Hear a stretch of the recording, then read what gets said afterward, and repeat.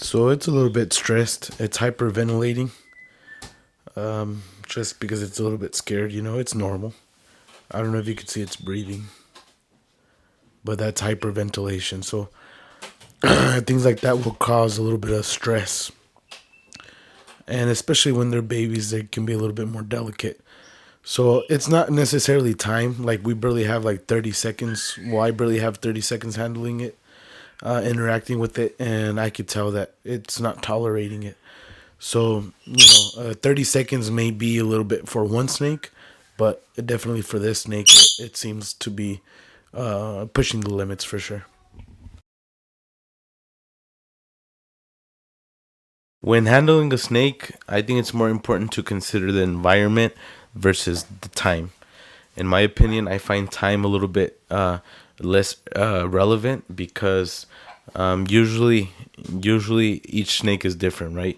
So what you want to pay attention to is the environment. So first thing is first, make sure your husbandry is on point. You need to make sure they're eating, they're not regurgitating, they're constantly eating. Those are signs that are gonna tell you that hey, the snake is thriving. It's doing okay.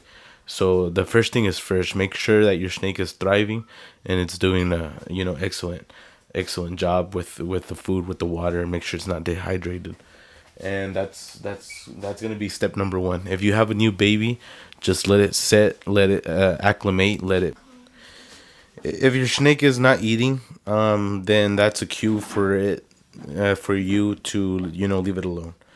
Especially if it's not taking food. If you've tried, if it's just a little bit more sensitive, then just leave it alone. I wouldn't recommend handling it. I'd manipulate the enclosure, and I'd manipulate the environment it's in, and then once you see it thrive and take off, then go ahead and handle it.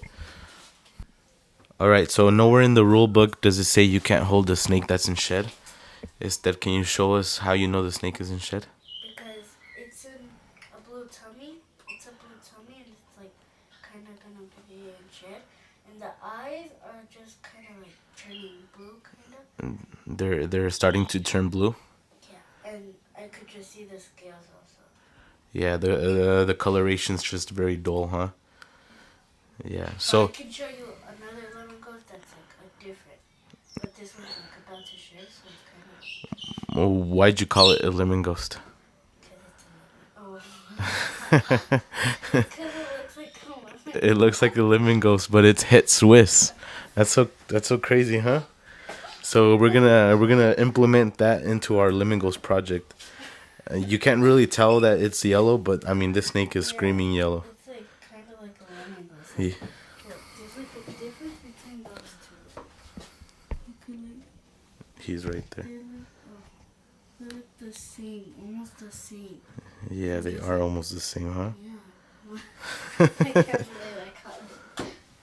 Yeah, so nowhere in the rule book does it say you can't hold the snake in shed, but remember to always check your environment.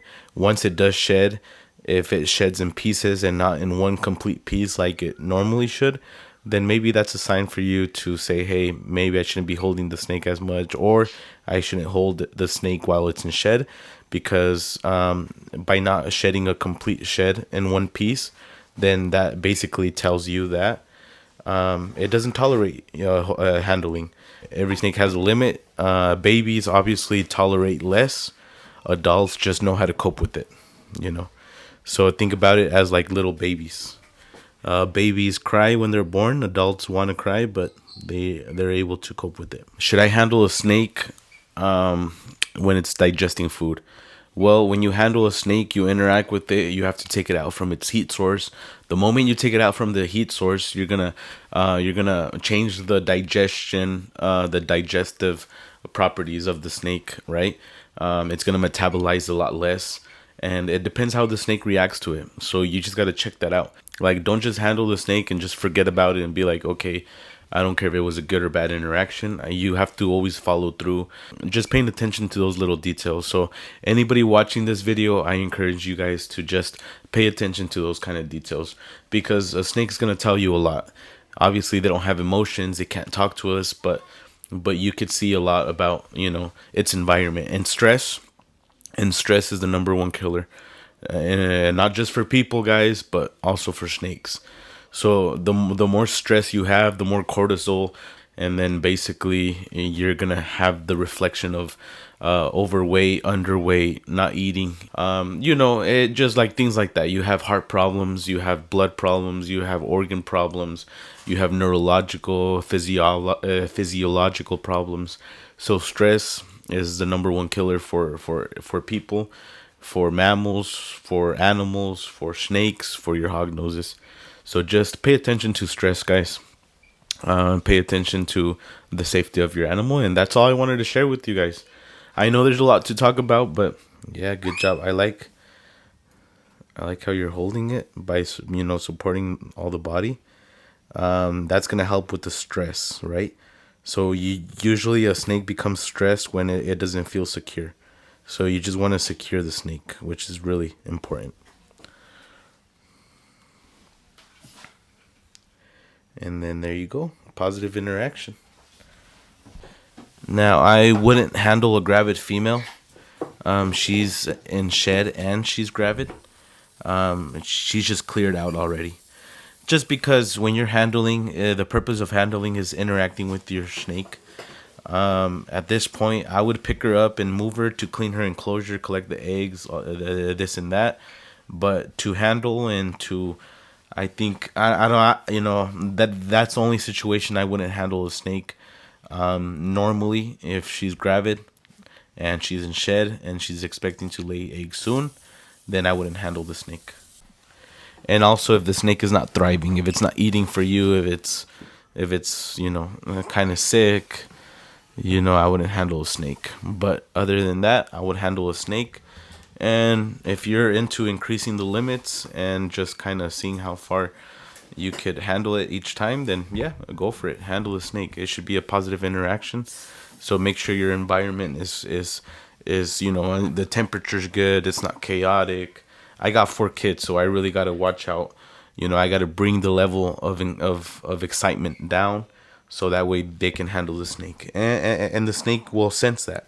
It's not like they have a magical sense, but everything that's living is able to assess their environment.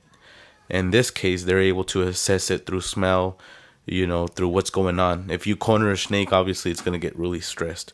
But if you interact with it in a positive way, then it's gonna be a good interaction. Very nice. What do you have there, Esther? Arctic toffee kinda. There you go. Arctic toffee conda. There you go. Exactly. I read it. You read it. You cheated. What? You cheater, pumpkin eater. There it is, I don't guys. like pumpkin. You don't like pumpkin? Pumpkin pie? Pumpkin bread? Pumpkin cookies? Wow. Wow, that's one of my favorites for this holiday. And yeah, just sit back, enjoy the time you have with your snakes, and this is like therapy. So, and I'm not here to tell you you can or should not hold your snake. I'm just saying assess your environment, guys. Have a good time. That's why we all have snakes. That's why we're in this hobby. This should be. I'm sorry. Because having snakes is fun. Having snakes is fun, and yeah, it's fun for us, but you also want to make it safe for the snake. So don't stress it out. Give it the respect it needs, and it should be a good thing. Instead, you want to say anything else before we close the YouTube video? Any wise words on how to handle snakes or when you should handle snakes?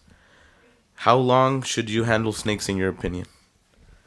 Well, I only handle them for like 10 minutes and I just put them You just put them back? Why? because I don't want to stress them out too much. Yeah. You don't want to stress them out? So they won't like me. So they won't dislike me. There you go. Yeah.